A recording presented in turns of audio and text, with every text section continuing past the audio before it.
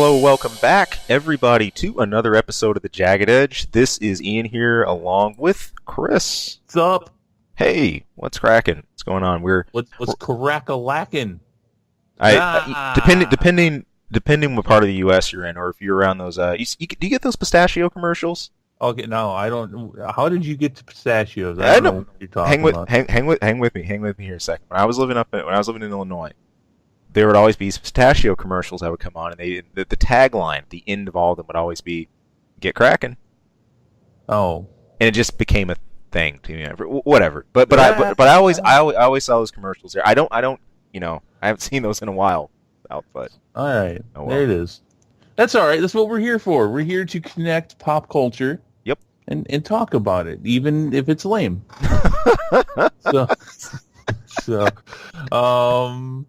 Yeah. Hi, everybody. Yeah, we're coming off of Comic-Con, and we're sort of going back to normal orbit, but that doesn't mean there's any shortage of news when it comes to movies and gaming and Netflix and all the good stuff that we like to follow. Right at the top of our chart, now I was excited about this one. There's a brand new Battle Angel Alita trailer. This isn't very different from what we've seen so far in trailers already, but I can't stress how important I think this movie is. The source material is amazing. I'm a huge fan of this series. I know James Cameron is too. So despite the aesthetics and Alita's look, of course everyone's talked about the massive anime eyes and everything like that.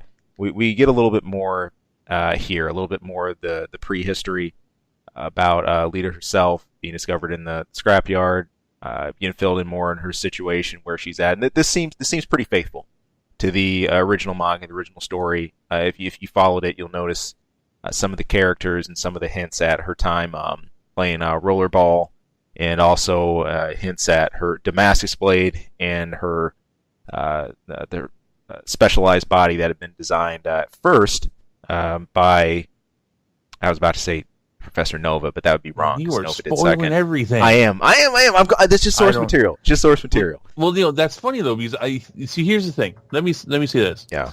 I remember this came out in March, the first trailer, something like that. I made fun of it. Yep. I thought it was very funny. They did some work on the eyes. They're not quite as bad as they were before. They're like, what is wrong with this thing? No, they've done some work on it. They've toned it back just a little, and I think just enough. Yeah. I really like this trailer. Yeah. Watching this trailer versus the other one, I've noticed some differences. I really can't remember how much of a difference there is from the first trailer we saw, but I don't think there's a lot, but there's some. I'm coming away from this one with a much better feeling about this, though. In fact, I think I'm going to end up doing a review with you on this one. What? Yeah, I really liked what this had to offer. The first one, I don't know, maybe it just wasn't there, and they sometimes that's why they release these things. We're going to be talking about a movie later on where they're still changing a lot of stuff. But I like this one. I thought it was fun. Yeah, why not? And I think, and this is why I bring this up, because I think it's going to be interesting. We had this come up with another movie that was released on Netflix. What was it? The Notebook or something like that? Or Death Note? Death Note. Yeah, that piece of shit. Where it was a very interesting contrast, because I have no skin in this game. Right. I have no sense of reference to source material, and I think it brings an interesting contrast as to how you're viewing it versus how I'm viewing it. Definitely, and that's going to be a pretty important platform, a really important foundation as we go through this. I was just thinking as well, I'm not too sure how much they're going to go into the background or, why she's found in the scrapyard and everything. Her backstory is pretty metal, and it's awesome, to be honest. Well, and she's pretty metal. She is. Literally and figuratively. So no, it looks fun though. I think I'm definitely interested in going and seeing this, and we'll see. It'll be funny if you end up hating it and I end up loving it, or if I end up loving it, would. Or if you end up loving it and I hate it. Yeah. It'll be interesting. I've got a feeling though that at the end of the day we're both going to come out kind of meh, but yeah. Yeah, I do have this nagging feeling in the back of my mind. This is shaping up to be the one, the best animated live action adaptation I've seen. We'll reserve that for Zerum, the bounty hunter, right? Yeah, no, we're reserving that for Akira. Because sooner or later, the talk's going to stop, and someone's going to actually have the sack to make that movie. Yeah, and that will be amazing. That will be amazing. It's going to either be an amazing movie or an amazing car crash. Yeah. The other. Well, but I definitely am enthused about the idea of it, considering we are now at a place with this where the CGI can actually handle that last part of the movie. Exactly. This couldn't be done in the late 90s, early 2000s, stuff like that. Yeah, I was going to say, I wouldn't want them to try this 10 years ago. No, I know. Except with nothing short of what we have now, I think would be sufficient for that, because that's some pretty crazy stuff. Yeah. So, all right. Yeah, this looks like fun though. I like robots and cyborgs and all that stuff, and yeah, they toned down the eyes a little bit. I'm not quite sure. I haven't had a chance to actually sit down and compare the two, but something's different there. Right. Cool. We will catch it when it's out. Moving right on to Guardians of the Galaxy. Now, this isn't Guardians of the Galaxy 3. This is following up in some criticism that we heard post-firing for James Gunn. Now, if you were checking out the events at Comic-Con, you'd realize that James Gunn got fired right in the middle of Comic-Con. He canceled his panels and everything. His team... Well, in that case, I think the Guardians of the Galaxy panel did continue, but without him. Right. He also had some kind of unannounced project, and I don't think that panel went on because he was going to helm that. So, yeah, it was just, really blocky fallout from that. But the Guardians of the Galaxy team, the actors themselves, Dave Bautista, Chris Pratt, a few others, have really become vocal about this and have really offered up a lot of criticism about the firing itself. I think, in fact, you mentioned this to me, I think Bautista was the first one. He was the first person to speak out against it. Right. His initial words were pretty harsh. Yeah. And it's not that I don't want to say they didn't ring true. But you've known how Dave Bautista's felt about this right from the beginning. Yeah. Chris Pratt has been quoting the Bible. Yep. The others, Zoe Saldana and who was it, Karen Gillan, they've just made they've made some comments, but Dave Bautista has been railing on this, and good for Dave Bautista. Tell me, what do you think if this stays in some form or fashion? And nothing moves with this. James Gunn stays off of all future Guardians of the Galaxy's projects. There's no reconsiderations or anything like that. With that in mind, do you think that they should go forward with Guardians 3 or not? Oh, yes. And that's one of the bigger things of the mentality of the Marvel Studios that I've appreciated, which is that no one person's bigger than the project. I agree.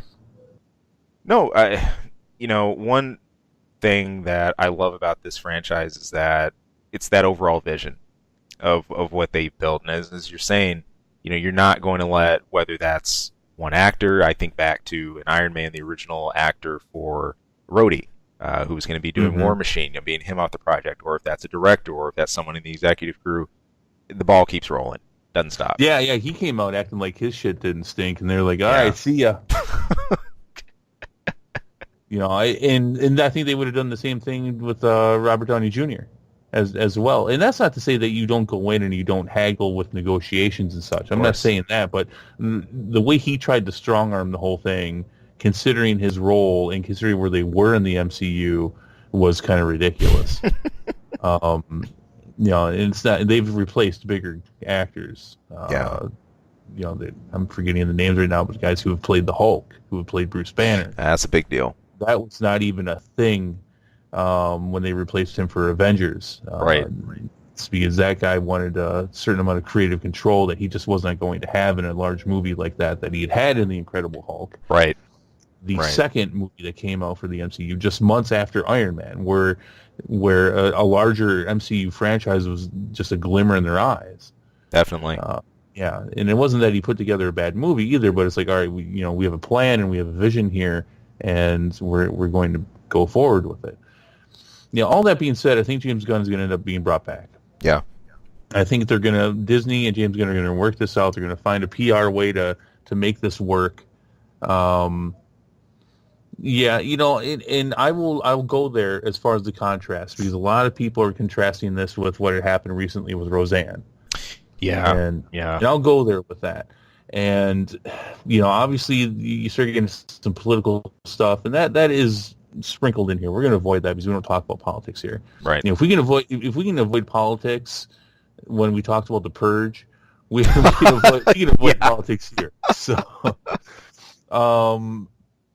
here's the thing about the situation with Roseanne.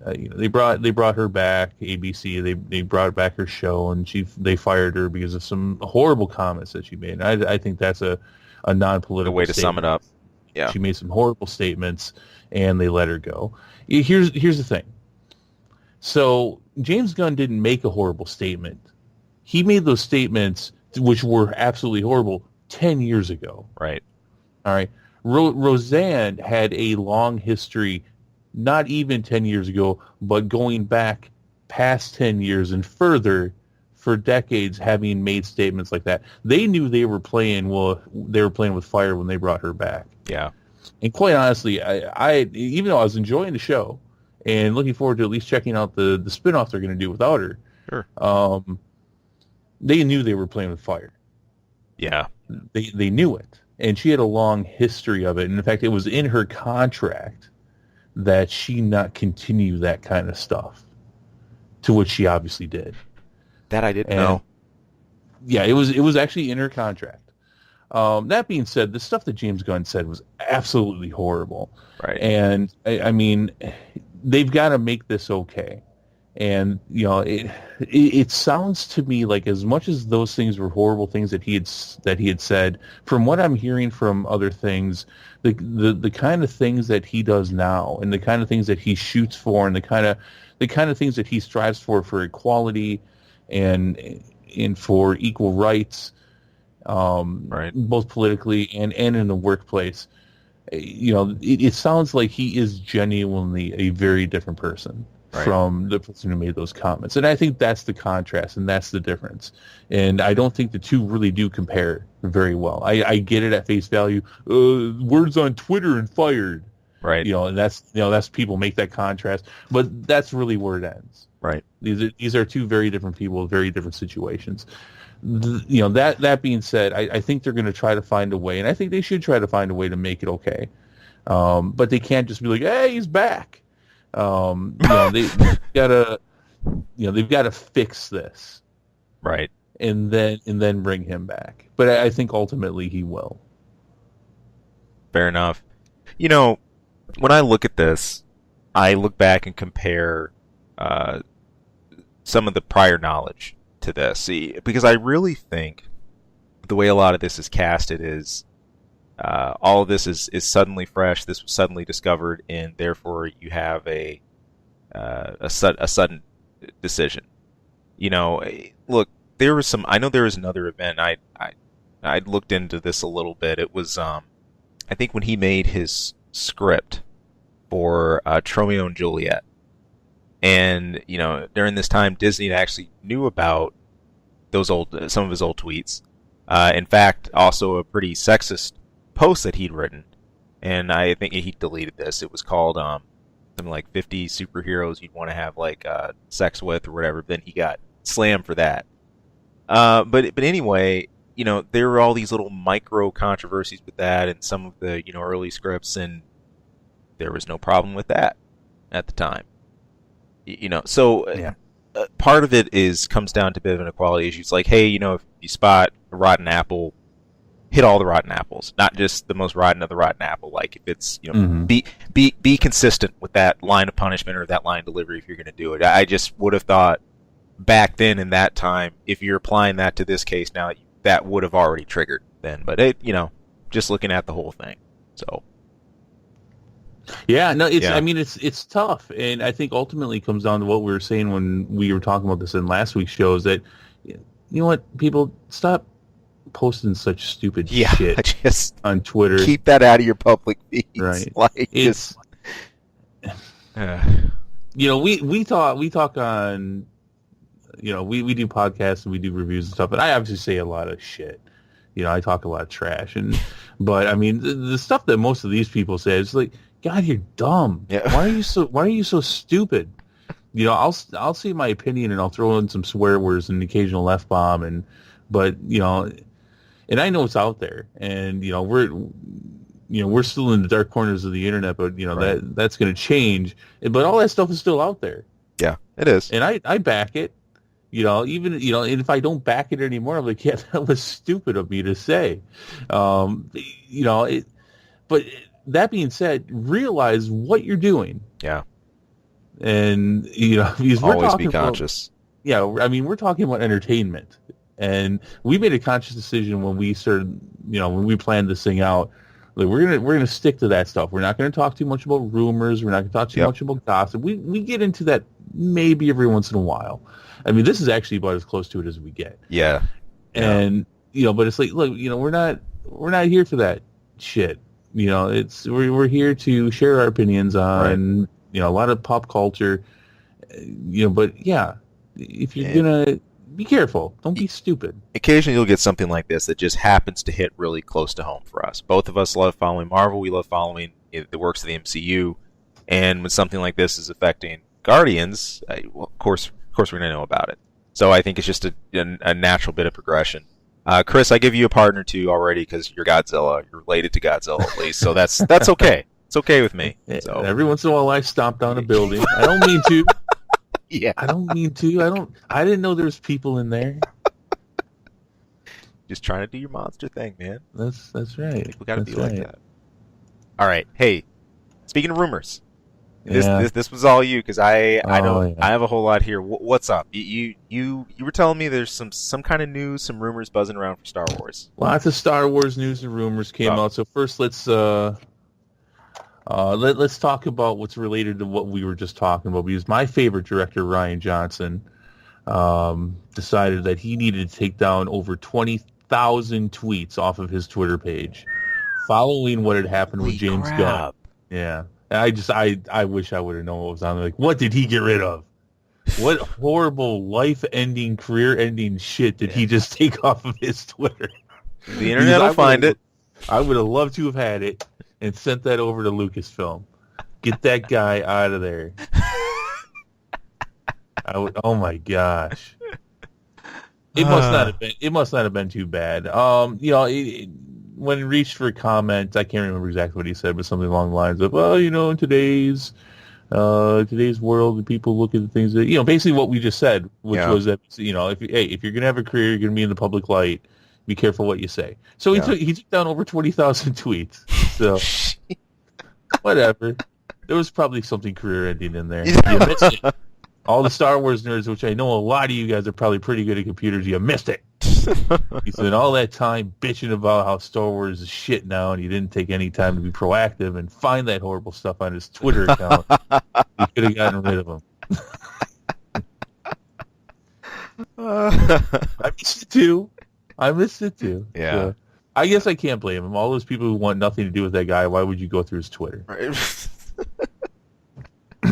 All right, so that's funny. That's news. That's not a rumor. I don't know if that's really news or not. No. Let's see. Ian, do you know who Darth Plagueis is? Darth Plagueis. No. Okay. So Darth Plagueis was referenced in Revenge of the Sith. If you're a Star Wars fan, if you're a big Star Wars fan, you know who Darth Plagueis is. Darth Plagueis is Darth Sidious's former master. That was the Emperor's Sith Lord. Okay. And he's mentioned briefly in Revenge of the Sith, and the scene when early on where the Emperor's he's planting the seeds, or at least I guess in this case watering the seeds that he'd been planted in Anakin's head for a while. Right. Anakin's really worried about Padme dying, and so you might remember they're sitting at some kind of weird space opera where there's a big big, like, bubble thing in there, and there's all kinds of lights and stuff. very ominous music and all that. You remember that scene? I do. I do. And talking about Darth Plagueis the Wise and how his student had killed him, and how you can actually see him smiling when he says that a little bit, because he's the one that killed him. But the big thing about Darth Plagueis was that he had found a way to cheat death. I cannot remember if it's actually canon or not. I do believe it is canon that it said specifically that Darth Plagueis was able to manipulate midichlorians to create life and prevent death. So there's hints in there that he's actually the one who impregnated, I guess, through the Force, Anakin's mom. Huh. It's never said directly if that's what happened, but the ability for him to do that is there. So here's the thing: Darth Plagueis. They say that, as the Emperor says, that he was able to find a way to cheat death. Right. But he's dead. So, but is he? Is he really? Now, this falls in the rumor category. This is something that's been talked about for a long time. What a lot of us were really hoping was going to be the case was that Snoke was Darth Plagueis. Right. And I'm sure you've heard about that now. That I have. Now you've tracked it up to current. And there's a lot of rumors going around that J.J. Abrams is going to actually make that connection, and so in Episode 9. And so a lot of people are like, okay, so does that mean that Snoke is really dead? They are going to actually bring this up, because the running theory was that after Sidious attempts to kill Plagueis and thinks that he has, Plagueis says, "Fuck this." Oh, all right, gotta put money in the swear jar. Sorry. But since I've said it, though, he says "fuck this," and he leaves the Sith Order, and goes off into the Outer Rims, which is where he does eventually, after the Empire falls, starts putting together the First Order from the remnants of that. That was the running theory. So, in this being said, that I don't know if it was already the plan. People were talking about this since they'd heard about Snoke even before The Force Awakens came out. Right. That this was the connection. Whether it was really the plan or not, I don't know if we'll ever know or be able to tell if J.J. Abrams was lying or not, especially since Rian Johnson destroyed the original layout for this new trilogy. But apparently this is going to be what's going to happen. Who knows? Interesting. Now, I've been reading all kinds of things about how Snoke is not actually dead, and actually at some point takes over Kylo Ren's body. What? And all kinds of things like that, and he's going to be a huge part of Episode 9. We're also going to get a lot of flashbacks in Episode 9. That's going to bleed into what I'm going to talk about next. Yeah, so, I mean, what do you think about this? Now, you're from more of an outsider perspective. Right. So what do you think? Well, hearing this, I'd be very interested to see an inverse of Force ghosting. And when sorry, go ahead. Were you? No, I'm saying, right. And actually, I think I've brought this up once before. That's one of the things that Sith are not supposed to be able to do at all. Right. Sith cannot rejoin the Force in that capacity and create Force ghosts and manifest themselves in that way, nor be seen even by trained Jedi in that way. That's one of the big reasons why they're so keen on staying alive forever. Right. And Jedi are like, flow and be part of the Force. More not for those who you lost and all that, because they were still around in ghosty form. Okay, I'm sorry, go ahead. No, I like that idea that there could very well be some more hidden gems here for the usage of dark powers, for the dark side of the Force, to be able to tap into some abilities we haven't seen. We've been seeing it done left and right already for those who are users of the righteous users of the balance side of the Force. Heck, I'd say it's high time for us to see some new Sith powers, and that idea, or what they perceive as immortality, or what they think they may have found, or at least on the road to that, would be great. I always took that line, thinking all the way back now to Palpatine, as sort of his research was in an unfinished state. That if given more time, he could perfect that. Maybe if not fully using Anakin as the vehicle, maybe what they could, jointly achieve, and accomplish together. That's one of the things that tempted Anakin. As you said, it was all for, Padme's sake in the first place. I think that would not only be a cool sort of motivation to pick back up on, something that drove Darth Vader himself years back, but is something that would be, I think, a fresh injection. High time for us to see in Star Wars. Well, and obviously in canon now, I mean, you don't see Sidious around anywhere. He obviously didn't master it, right? And he definitely used that as a ploy to bring Anakin to the dark side. But there was nothing to say that Plagueis hadn't mastered it. This is true. And so I don't know. I mean, okay, so if the Panda Bear is going to come out, and we're definitely going to see the Panda Bear a lot in Episode 9, as much as they can.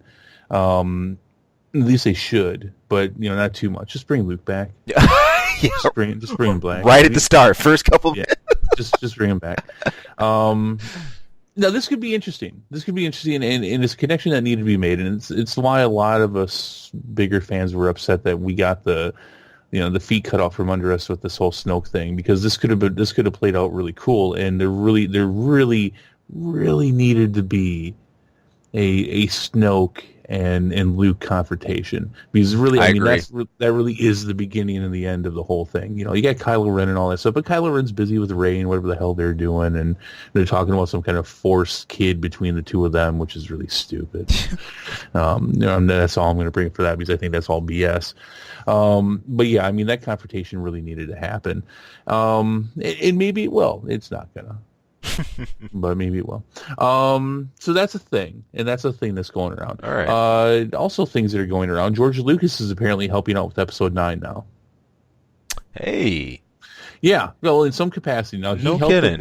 He helped a little bit in Rogue One. I guess he was visiting the set as they were making Rogue One, and he had made some tips for a certain scene, which actually made a lot of it look better. I do not recall the specific scene. It wasn't an action scene or anything like that, but he just gave some hints to the director at the time.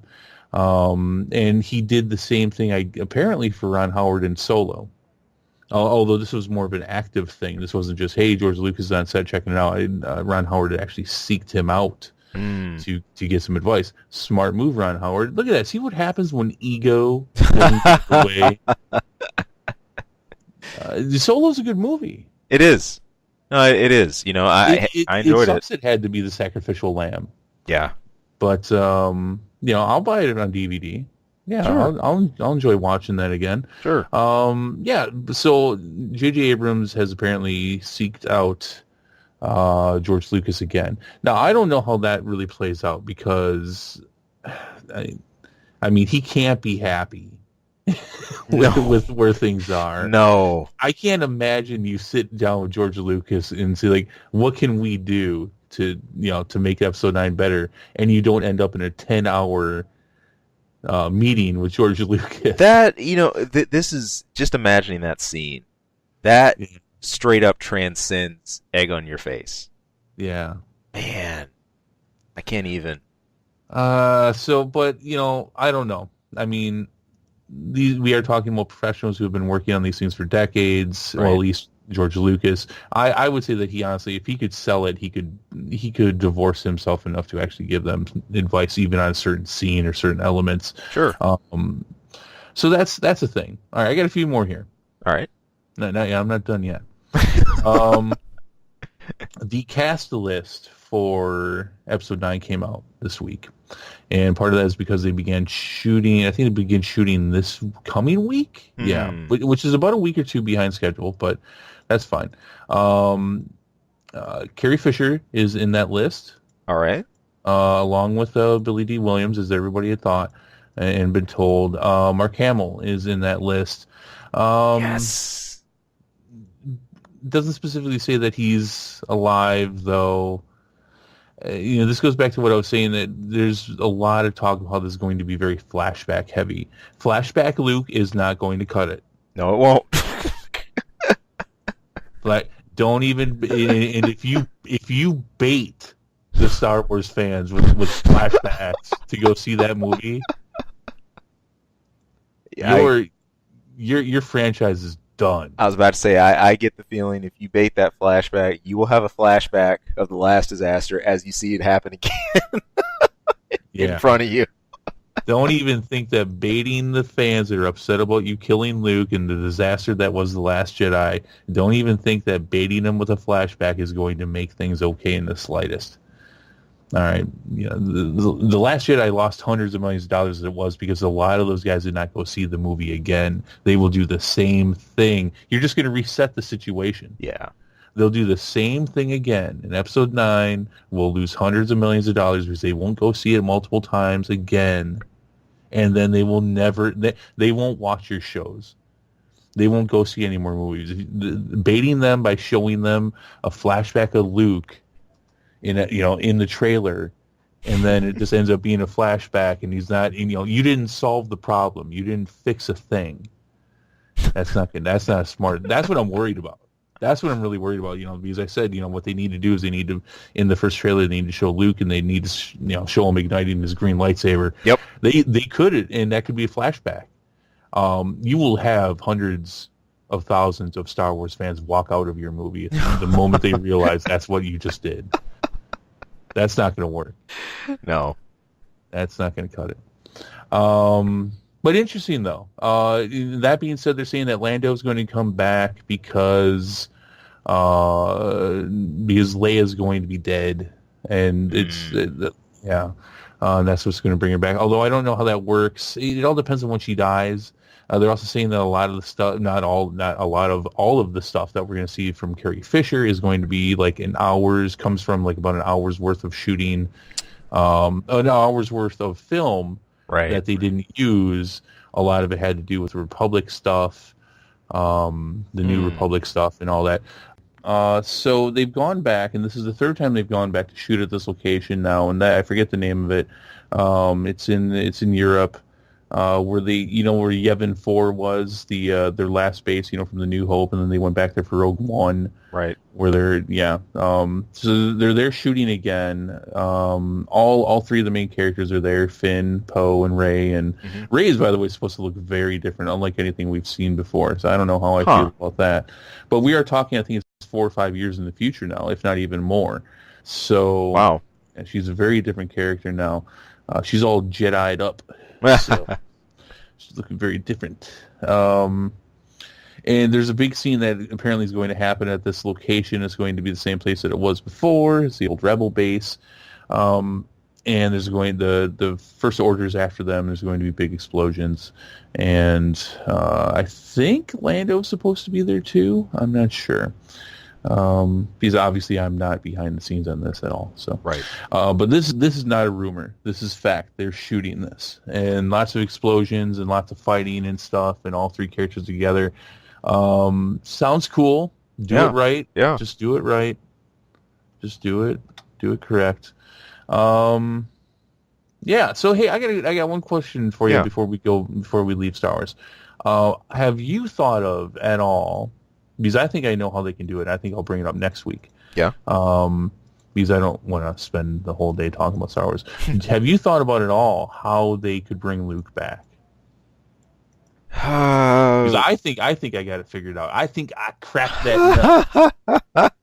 I'll let you have the full explanation. Hey, I'll be honest with you. I've only done a pretty surface level examination of this, and this is just my opinion on it. I'm not even nailing down specifics, but here's the vehicle I think it's going to come through.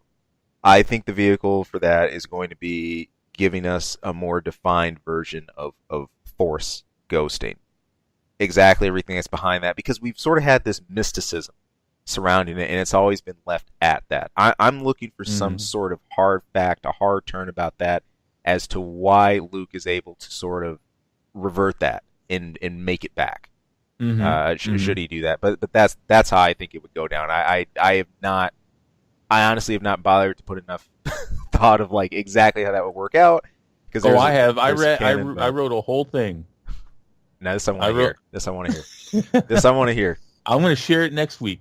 All right. Next week I'm going to do my story time with Chris, and I will read to you my fan fiction. Actually, I wouldn't even call it that, but I have pieced together in my pitiful brain how I think they could bring Luke back in a viable, reasonable way. So somebody call J.J. Abrams and tell him to get his pen and paper ready, because I have solved his biggest problem. I love it. Love it. And that's my Star Wars stuff. All right. Next week, give me part 2. Cool. Next week, you're gonna get story time. Okay. And I'll explain to you how Luke comes back using not having to take away anything from that garbage movie. Not a thing. You don't have to ignore a single thing that happened from that piece of shit. All right. Last Jedi sucks. Chris running the subliminal campaign hard. I dig it. Yeah, I don't really need to though, but yeah, a little bit. Not when it's that public, right? Okay. Yeah.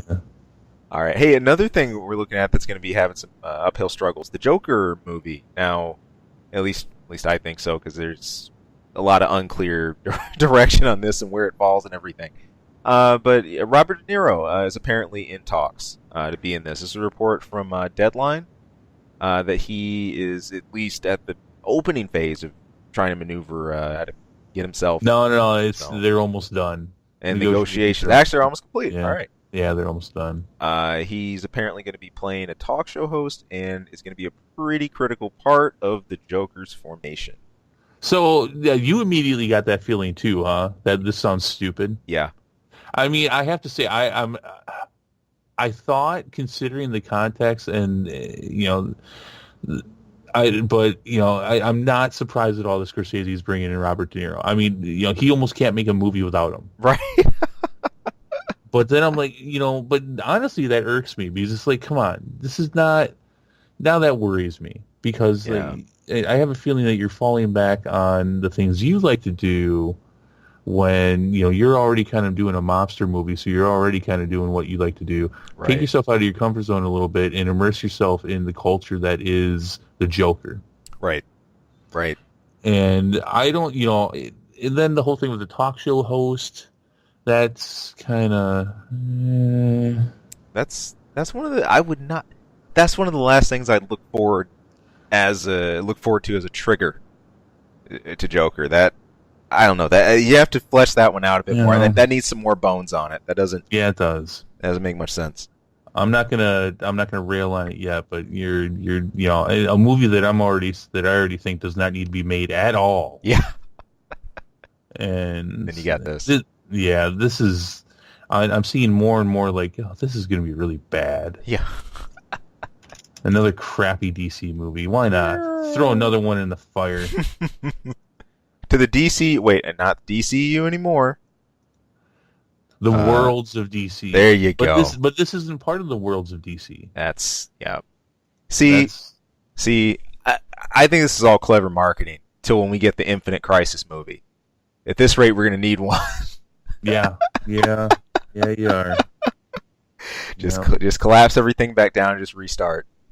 Ian, you skipped by something here that you would inserted into the notes for I did. This, the Mogwai.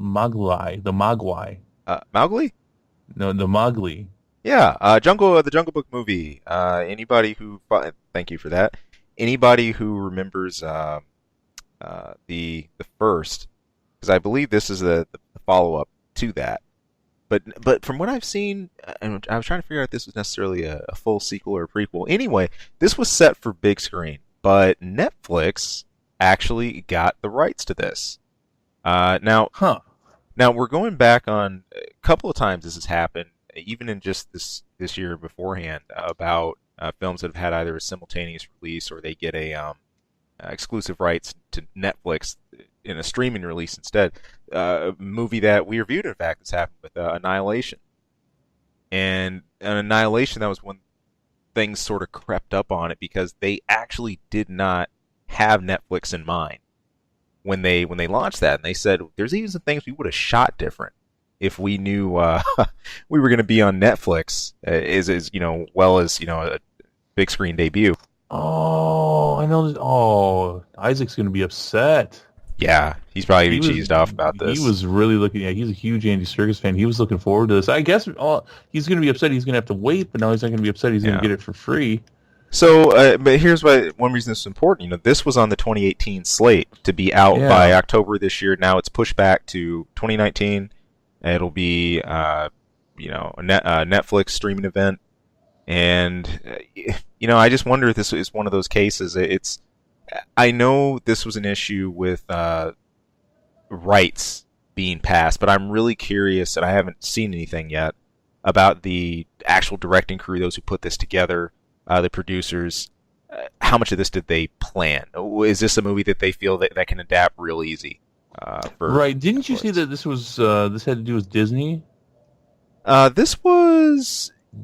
I thought you said that in your introduction. That's what was throwing me off. I had forgotten about this, but yeah, this does not have anything to do with Disney, actually. No, in my introduction, here's how I was relating that. In 2016, there was a twin film to this. Yeah, there's the Jungle Book, live version, exactly, live version that Disney had done, right? And these were being developed around the same time.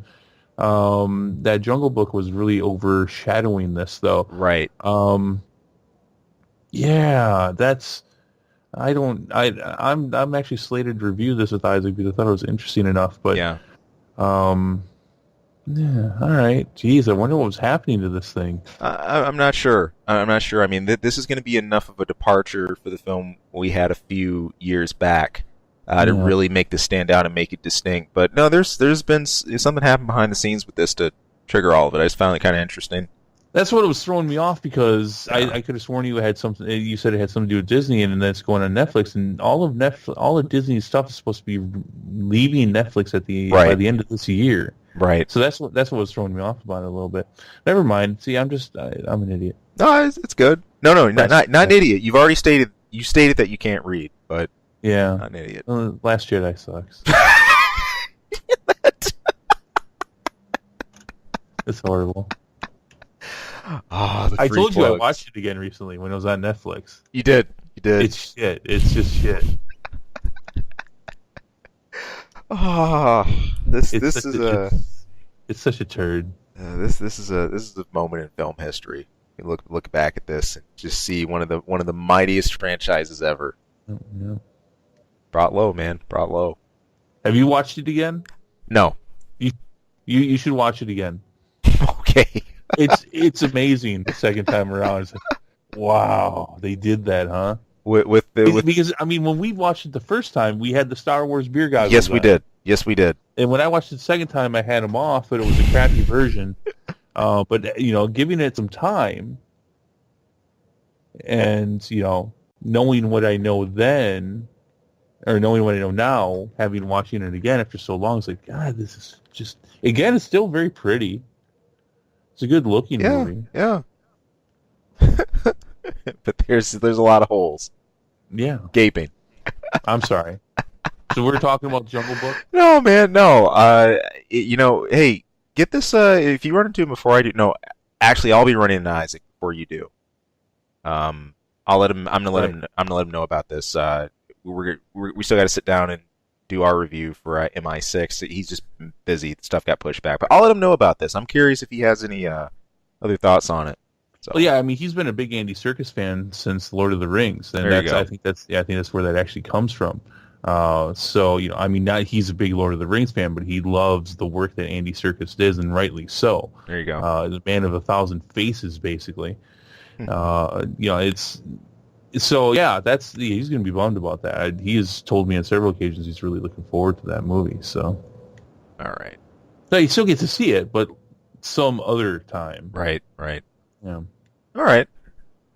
Well, on the upside of things on the cosmic level, looking at Marvel here, and it looks like there could already be a Galactus and something with Silver Surfer in development. This got reported by Comic Book News or Cosmic Book News. I was making sure. I was like, I had to double take that. I'm like, I'm not. It's a play in words. It's not my bad writing. I love it.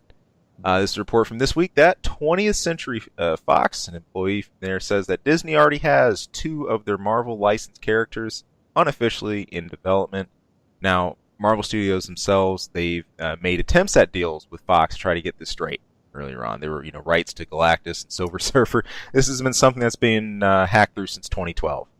There were some more recent rumors to this, and there's some evidence surfacing around that shows that Silver Surfer even was meant to be in Avengers 3. She wasn't, or 4.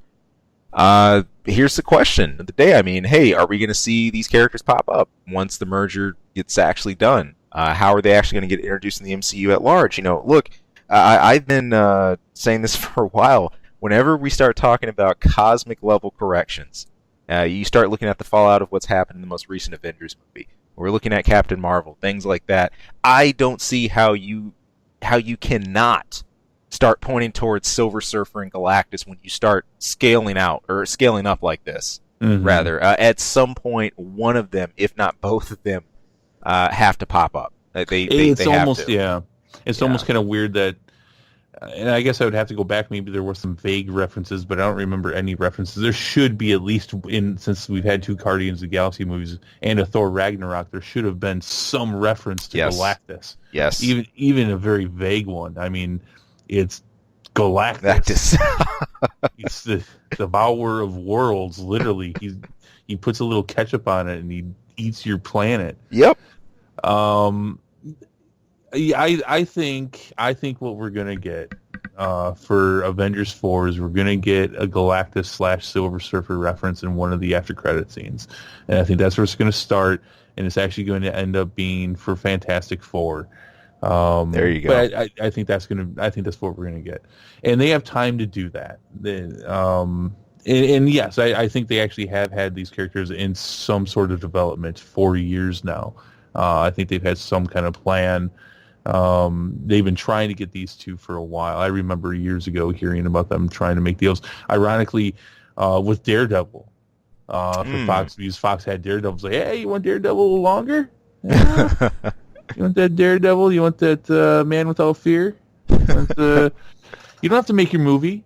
Just give us the Devourer of Worlds and that shiny Silver Surfer guy. Which obviously didn't work, which, good for Marvel. Obviously we're able to launch the Marvel Netflix shows with Daredevil, so I'm glad that didn't work out. Same. But that was the big one at the time, was that you can have the Red Demon there and give us the giant guy who eats planets. So yeah, I think they've had some kind of development for a while now. Yeah. And I mean, Silver Surfer. I mean, what do you develop? He what? He's shiny. He has no detail. He's shiny. He's bald. He's silver. His surfboard's silver. Really, the easiest guy to do any kind of design for. Yeah. Silver Surfer is one that you could have easily seen in, even like with CG work from early 2000s and things like that. I'm really curious how his character would be handled here, though. Even then, he's a bit of a blank slate. There's a lot you could do with it. During, especially his early comic run, he spent a lot of his time, moping around the galaxy because of the things he'd lost just with how the crazy amount of power, he actually has, though. I'd be really interested to see how he fits in the MCU, frankly. I can't forecast a direction besides the source material I've seen, but he's an open book. Yeah, and I'm more interested in Galactus. How are they going to bring that guy to life? I mean, Guardians of the Galaxy 2, they had Ego the Living Planet, and they did make Ego the planet. And I do remember you could kind of see a face, but he didn't actually talk through the face on the planet. And so, you know what I mean? Right. So you're making a guy who looks like a guy big enough to eat planets. How are they going to pull that off? How are they? I mean, we've seen Celestials. Nowhere is that the town of Nowhere is a Celestial's head, right? So we've got some reference of size, but yeah, I mean, I'm just interested in how they do it. I thought it was a decent workaround for Ego because I mean, you can't actually have a talking planet. You know what I mean? Right. They can't actually do it. I mean, they had the CGI to do it, but I mean, it would be kind of dumb, especially since they were on that planet. But yeah, Galactus is I think that's the nut to crack. Yeah. Is how they pulled that off. Silver Surfer's easy. That's the easy one. You know, it's like, draw me a picture of Silver Surfer. It looks like a mannequin. No, that's Silver Surfer. I just hope this next incarnation we do see of him will just even give a hint of how unbelievably overpowered he is. Like, you know, give them the scale that they deserve. You know, he's not just some, you know, pin pusher who, oh, you took away my surfboard, guess that's it. You know, I'm done. No, his power doesn't come from his surfboard. Exactly. You know, this is a guy that can literally manipulate like universal energy. Like, the power cosmic is crazy. He hangs out in black holes. Doesn't need water, food, air. I'm not kidding. I'm not kidding. This vision of just like leaning back against the black hole, drinking his Starbucks. Yeah. Oh man. No, he's to me at least, he's always been one of the more awe-inspiring Marvel characters out there. Yeah, you got a thing for Silver Surfer. I like him. You know, and I think it's because I had early influences. My dad's favorite superhero was Silver Surfer, and he was actually the first one to actually bring me a Silver Surfer comic. And he was talking to me like why, you know, he enjoyed him and stuff. So he never found as my favorite superhero too. Of course, that's reserved for Spidey, but I always thought he was cool. I always thought he was cool. So yeah.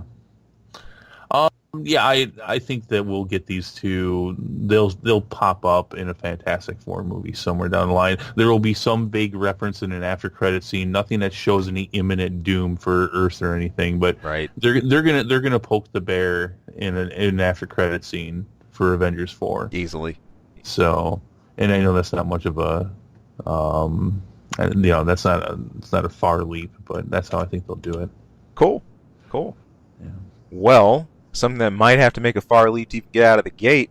I'm looking at X-Men, Dark Phoenix, and New Mutants. It's looking like these might be on the chopping block. I bring this up mainly. I had this on there mainly so that I could say I called this. Yeah, you did. I called this long time ago. There have been some rumors surfacing that 20th Century Fox is going to be chucking both these into the trash can. New Mutants has been on the latter end of post for well over a year, to the point that we did have a trailer get put out this year, the 2018 release date. Right now, that's standing at August 2nd, 2019. But this has had some major changes done to it. Also, just some injection of characters into the story well after a lot of the work had already been put on the table for this. Man, and then right from that, I look at X-Men. You know, this is another one that was slated for February 2019, but there's been talks that it's just not in great shape.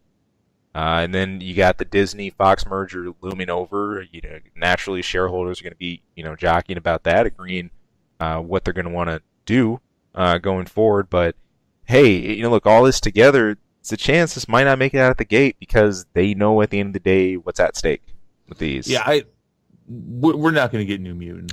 No, I don't see that. That movie is going to be the underground movie for years now. Where someone's going to get a first draft finished production close enough.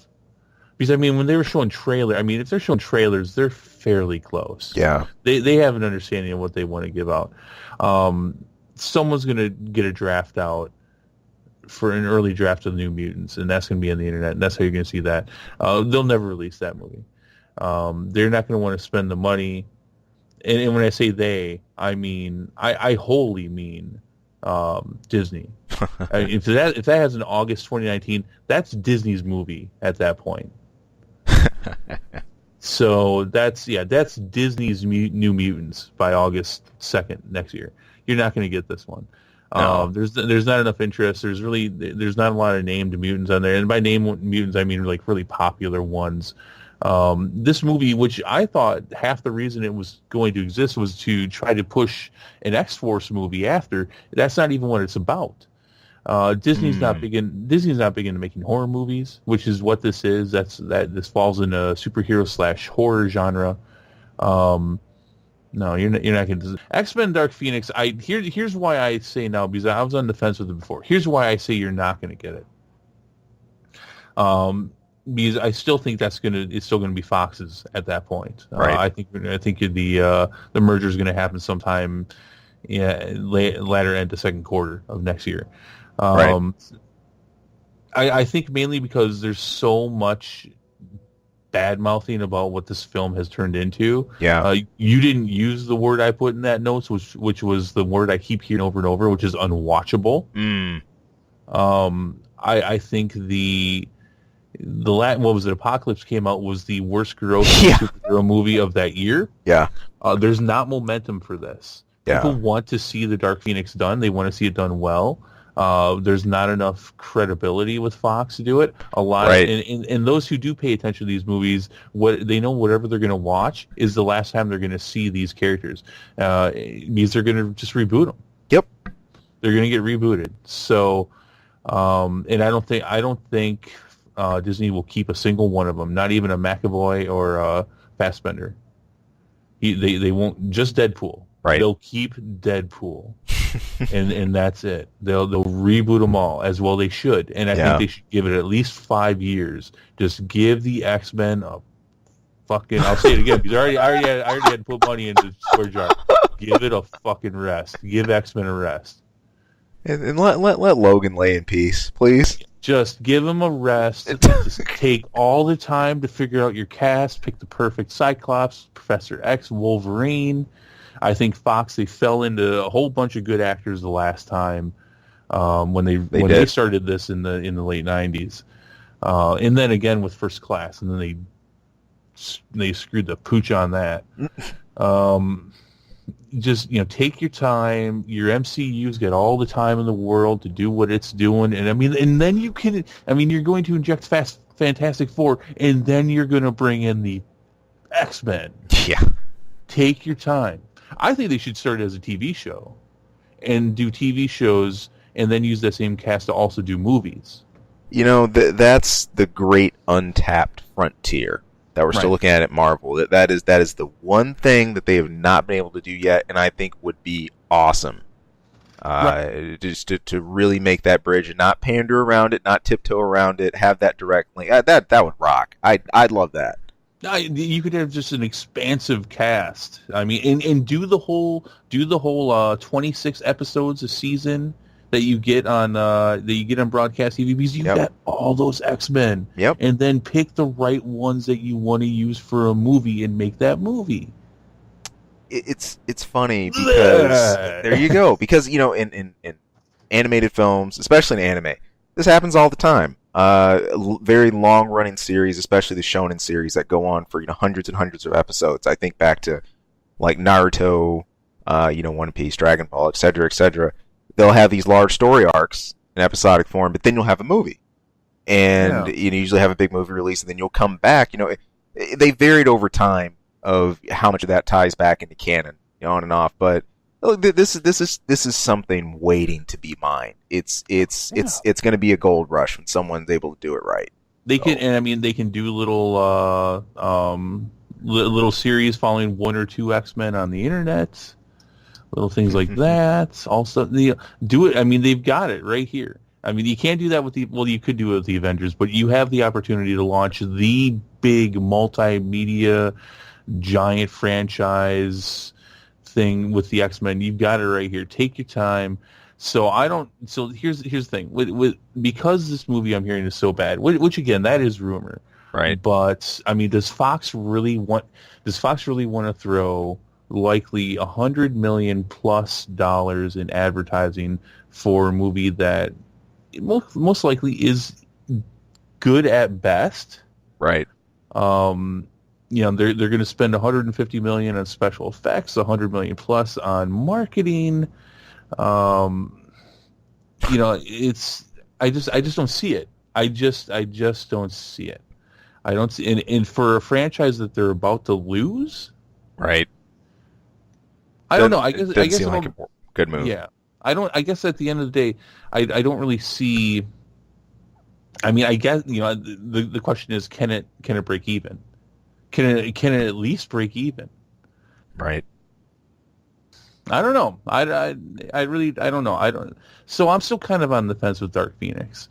If I were to bet, I'd say we're not going to see that one either. We will not see the New Mutants. No, out of the two, I'm on the same vibe with that. Dark Mutant. Wow, Dark Mutants. Wow, That's all right. Dark Phoenix would be the one that has more potential.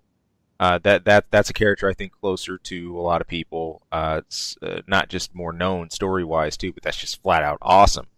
That was one of my favorite arcs, in X-Men, and I've been waiting for a really really good telling of that. So, and so I think part of I got off track there a little bit on the greater conversation of the X-Men, but I think a lot of it comes down to, for those who do pay attention, I mean, how many of them are going to want to see this movie knowing full well they'll never see this cast again? Right. I mean, and that matters. That matters to a lot of people. Yeah. That is a large part of the driving force of the MCU, is that they're watching one big continuous story. Yep. And so all right, good on you, Fox. Let's see what you do. Ball's in your court. I love it. I love their X-Men. It's so true. I hope they just cancel The Gifted. Yeah. That's done. God, that show is so horrible.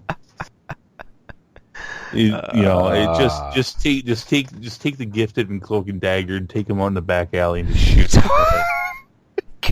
It's all done. Just and then even do the thing with your hands. You're like, done. Spick and span. Spick and span. All right. Well, on more last up on our movie notes, but on one that's still going through some growing pains here. That's Predator. Reshoots again. This is actually the second time that some news has surfaced about reshoots being performed for this. This time being done for a couple of days in Canada. These weren't just short aesthetic reshoots. They were pretty extensive. In fact, they were done just this past March. So the newest set of reshoots was to rework actually part of the film's female character. It's also been said that a lot of the there's a whole action sequence that was taken out. My apologies, Elon. That is totally my fault. That is autocorrect run amok. That is not supposed to be female character. It's supposed to be finale. Female finale. All right. Noted.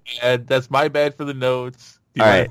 Let me walk that back. Let me walk that back a bit. So the reshoots did not correct the film's female. Like, I had a question mark in my head when I read that. It's female. No. This was to correct the ending.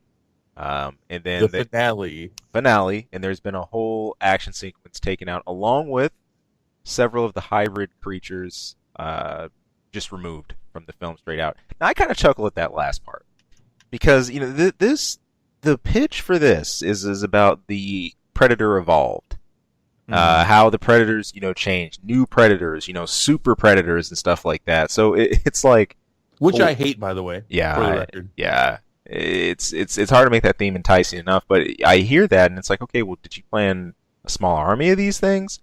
Was it? Because see, when I looked at the trailer, I thought it was like one type of Predator that evolved, not a Skittles bag.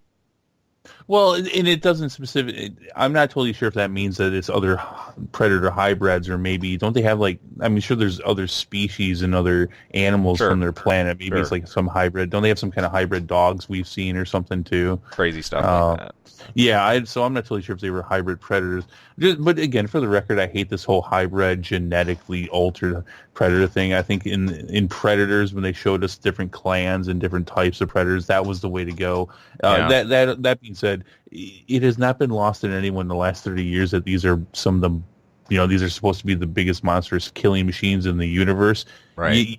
You don't have to go 90s extreme on them. We still believe that. Right. Anyways, go ahead. No. Sorry. No. We're about in the same bar with that.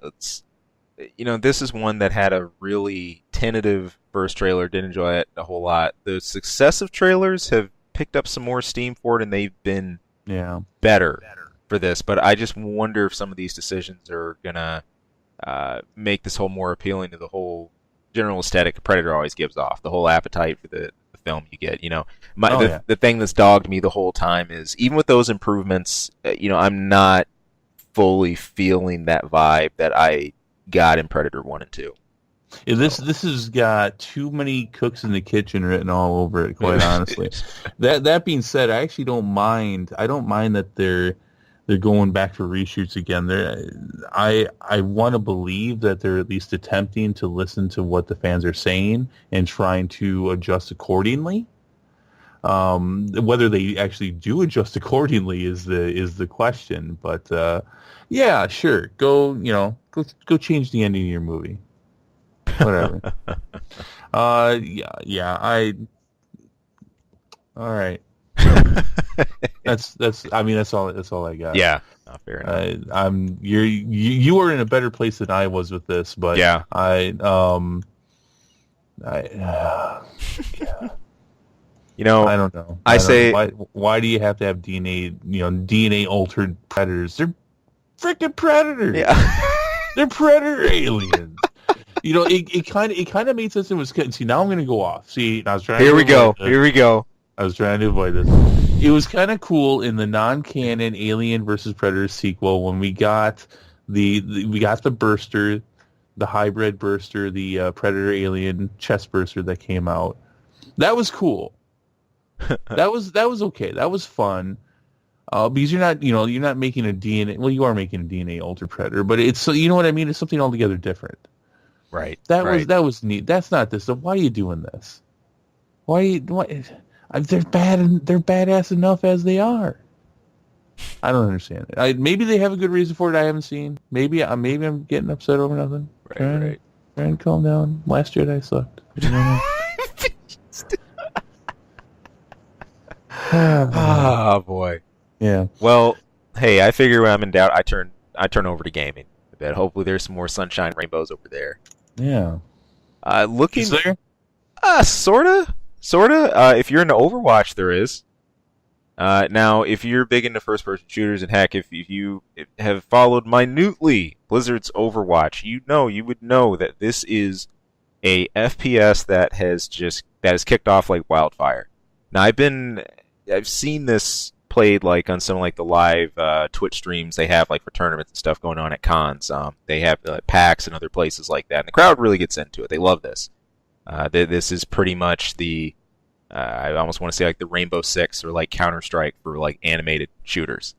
But I really think the popularity of this is being able to leverage the class system the way Blizzard has done. You taking those roles of tank, healer, DPS and move that into shooters in a way that I think other games weren't doing before. And it's funny because Overwatch wasn't even meant to be a full game.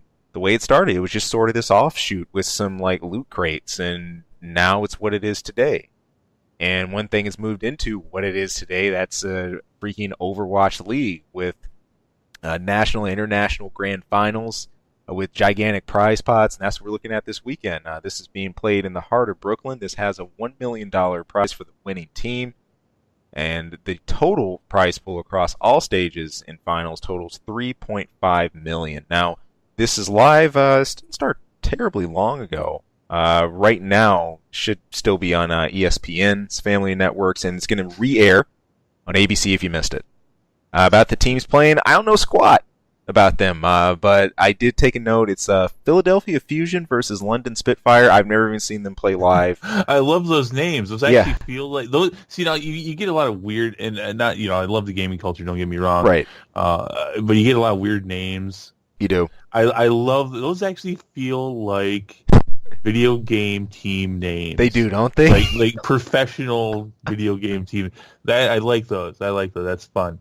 My favorite thing about this piece though is that this is going to air on ESPN Family and ABC. Yep. Now, there's definitely something to say, and I don't think that's inappropriate or funny at all that this is going to actually take slots on television. It should. Right. These things have been slowly creeping that way for years. But I think it's funny that it's on the family stations. This is a first-person shooter game. The whole point of one team to blow up constantly the other team. This is the person's immersion into battle and war at the highest of our technology, at least as far in a commercial setting. Let's throw it out for the kids to watch. Yeah. that's what I think is funny. Yeah. Let's get the kids in this. Yeah, the ABC part is funnier to me. ESPN has for years they've done stuff like the Magic the Gathering grand finals and things like that when they come on. You'll be able to catch those on one of the ESPN stations somewhere. So it's no surprise that eventually a really large game would make it here as well. And of course, I'll be expecting no less from the fighting game community and other stuff like that going forward. But yeah, hey, if you love Overwatch, if you love tuning into FPSs, hey, catch this. I know I nearly everybody I know, or a lot of people I play FF14 with, they all play Overwatch. This is a bug that just hasn't bitten me. I never got into it. I've tried it, but I just didn't hang with it. Here's why I don't. I have played Overwatch. Here's why I don't own it and why I don't play it regularly. I've kind of gone through this before with Quake 3 Arena, right? Which was solely a versus game. Not enough for me. I like a campaign. It's also why I didn't buy the first Battlefront, but then played Battlefront 2, very similar, because I wanted a campaign. I need more. I need more than just versus. Yeah. That doesn't quite do it for me. No, that's fair. That's fair. I think, it's a mixed reason why I didn't. I've never been into FPSs on that level. They've always been something I've played on the side, or maybe something more story driven. I love going through the old Wolfenstein games. I love going through the Dooms. Doom was always fun. That was just an awesome series. But I never bothered getting into them, like you're saying, for the verses and on a competitive level like that. I'll take fighting games or Armored Core any day. Thanks. No, I'll go over and I'll play some Overwatch with my nephew, and it's it's sure. fun, it's a good time, sure. and that's cool to just be able to pick that up and start playing that. But yeah, I like to have a single player to go with it. No, I agree. So, I agree. I'm all about that. I don't think I could. That's why I can't pick up like a Counter-Strike or Rainbow Six and stuff like that. So I agree. All right. I was just talking about fighting games. It's funny. Over on the FGC side, those of you who keep track of Dragon Ball FighterZ probably know this already. No surprise, but still important news about some DLC we're going to be getting right at the top of next month. It's slated for early August. The next 2 characters in the DLC pack have been announced. That's Base Goku and Base Vegeta.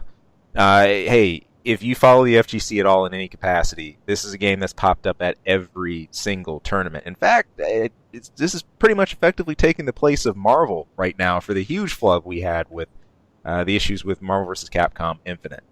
And right now, this is effectively our tag game, besides Blaze Blue Cross Tag and maybe a little bit of Tekken Tag 2, like in terms of side tournaments and things like that. But yeah, the gameplay videos for both of these were put out. Both these characters were put out by Arxis. As far as play-wise, we don't have a full breakdown yet of how everything runs. But the thing I'm laughing about is some of the pro players like Justin Wong finally get their wish.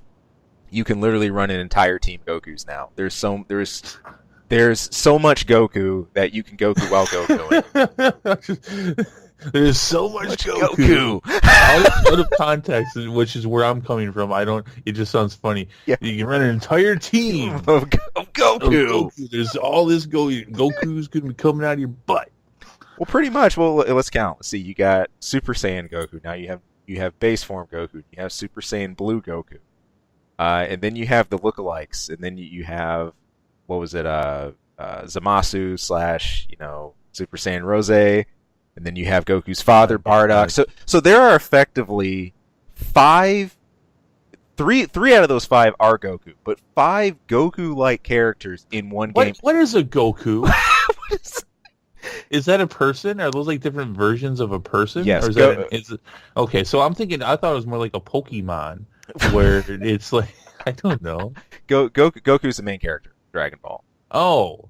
Why are there all different versions? What's the point of that? So I remember that. Yeah, there's like a space one, and then isn't there like an old one? Kind of. Well, sort of. He hasn't really aged yet. See, I do want to explain a really weird irony about this. One of the things that Dragon Ball fans, especially those who played the games, raged about early on is they always said, "Hey, we have too many versions of the same character." The last really successful Dragon Ball series besides Xenoverse was Budokai back on the PS2.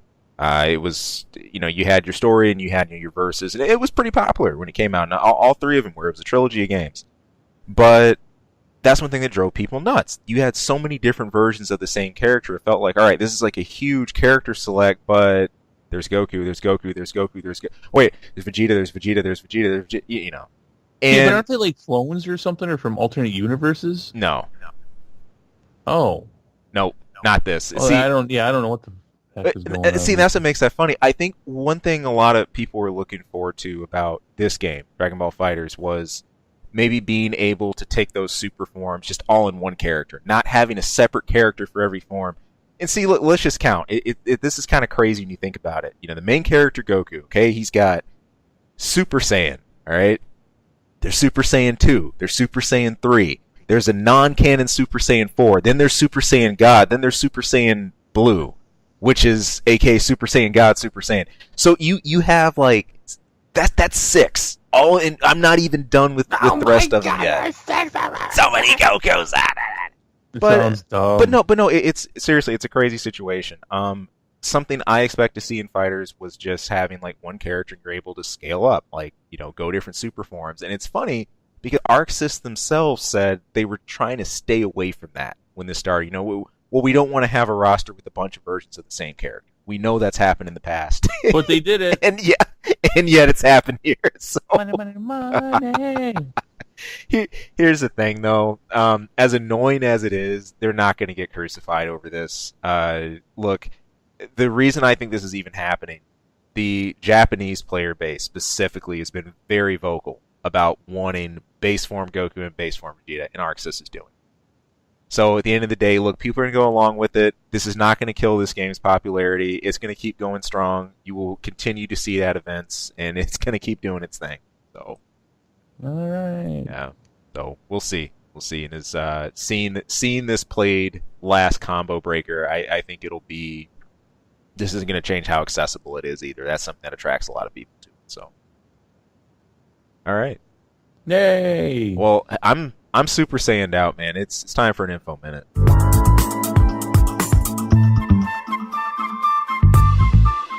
We're going to prison. I deserve it. not I've been waiting. Not for your foul language, not for being Godzilla. I'll let that pass. But no, I'm in fact I'm not even looking at you. In fact, we're taking us to prison. I'm looking at Idaho. And Idaho's inmates, specifically, of a little something that they did to boost up their own credit service accounts. Now, those of you who might not be maybe tuned into this or look into it, there's a system called JPay. It's used across a lot of various prisons, even departments of corrections that prisoners have access to. It's sort of like they have kind of like a iPad style mobile device they do, but this ties into making calls to family members, having a lot of time to do emails or just to access really basic games, reading, music, things like that. Well, sometimes you just want a lot of credits and you get really tired of not having credits, so they did something about it. It turns out the prisoners found a way to manipulate their accounts to bloat to have well over 200 grand. I love it. In each end. Do it. If this is pretty wild because at this specific facility I'm looking at in Idaho, of the 364 inmates that were there, 50 of them credited their accounts with at the very least, more than $1,000 a piece. People easily flying over $10,000 and more, just no problem. So the department itself, the Department of Corrections themselves, actually have recovered about $65,000 or so worth of the bad, improper credits, and in fact, they even ended up charging some inmates with some disciplinary measures for this. But this is just one of those things that you always hear about, prison culture and the things that go on there. But look, these are still savvy people, man. They're not people are always looking for ways to keep themselves sharp. And I just read this and came across it, and I'm like, this right on. Wow. So okay, so it's not real money. Right. Right. It's like it's play Monopoly money that they can use to buy stuff while they're in the slammer. Exactly. I love it. Exactly. I think it's great. Yep. Yeah. You know, it's like let's devalue your garbage money. And yeah. Oh man. That's awesome. Yeah, I'm sure some of them wish that actually, passed into an actual bank account, but you get all the prison Napster and emailing you can probably do for a lifetime. You get to keep those credits, so done deal. Way to go. I mean, yeah, you can't take it with you. No, you got to leave it there once you leave prison too, if you want to get out. So one way or the other. Oh man.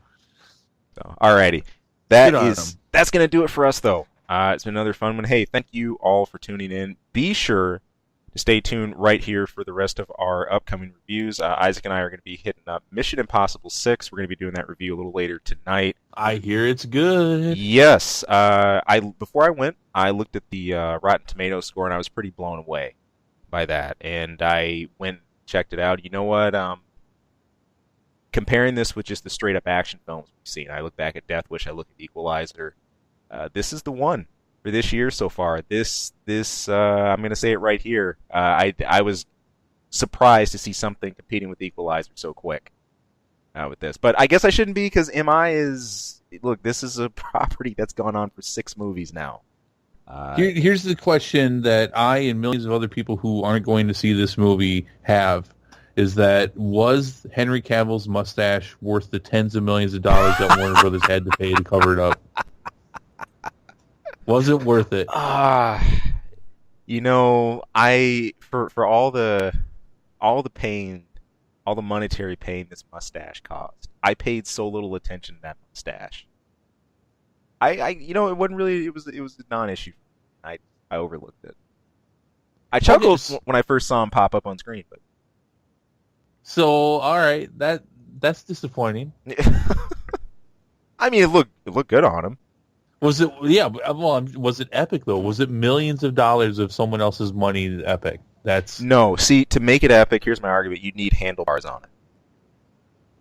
But isn't it almost the handlebar mustache? No, he's got the whole fuzzy thing going on. But he doesn't have the full handle. If it was full handlebar, I'd say yes. But, okay, all right, fair enough. No, I agree. If it was like handlebar and then he's twirling it, that would yeah. But Warner Brothers screws up again. Most expensive mustache ever. But they paid millions of dollars for that mustache to exist in a different movie. I love it. for a different production company. Oh man, jackasses.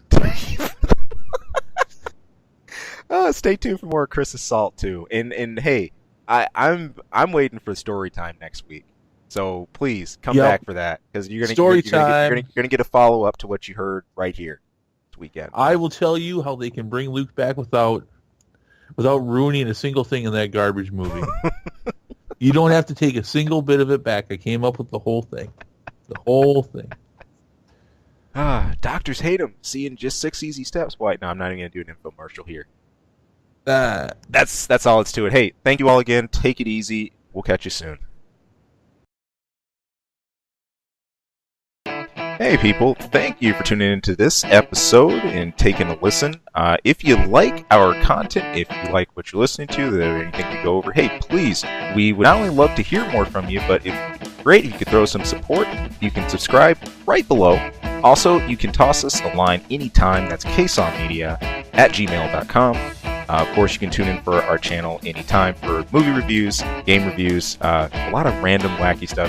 Who knows what you'll hear. And of course, our episode each week where we're bringing the nerdiest things we can find, dig up, and maybe not find. Maybe the stuff that just drops in our laps. But anyway, hey, thank you so much for tuning in. Thank you for listening. We hope to hear from you again later. Take care.